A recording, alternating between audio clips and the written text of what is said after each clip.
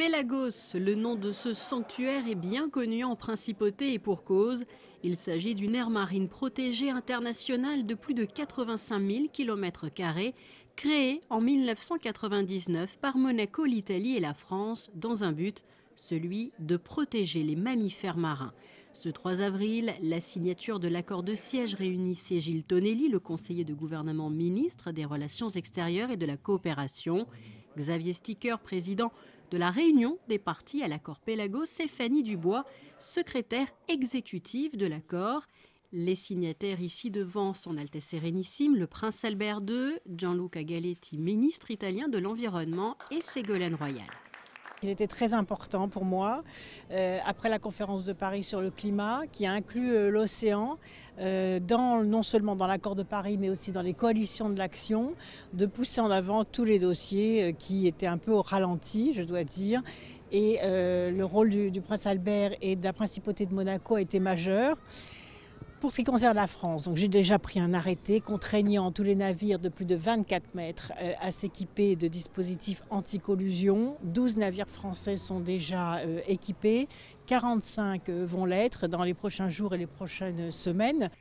Il faut dire que ces collisions sont l'une des principales causes de mortalité non naturelle. Le sanctuaire Pélagos est l'unique aire marine protégée internationale dédiée à ces espèces en Méditerranée.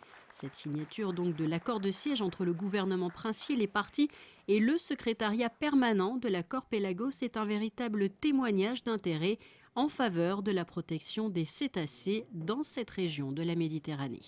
Cette signature d'accord de siège entre le gouvernement princier et le secrétariat permanent de l'accord Pélagos officialise l'arrivée du secrétariat permanent en principauté de Monaco. Voilà, donc cela se permettra de se rapprocher des autres organisations internationales qui sont déjà en principauté de Monaco, telles que la COBAMS, l'accord Ramoge, l'OHI, etc. Le secrétariat permanent a pour objectif, pour mission, d'assurer la coordination entre les trois pays, la France, l'Italie et la principauté de Monaco, pour parvenir à atteindre les objectifs de l'accord Pélagos, qui est de sauver les mammifères marins en Méditerranée. Il y a encore beaucoup de personnes qui ne savent pas qu'il y a des dauphins et des baleines encore au large de nos côtes.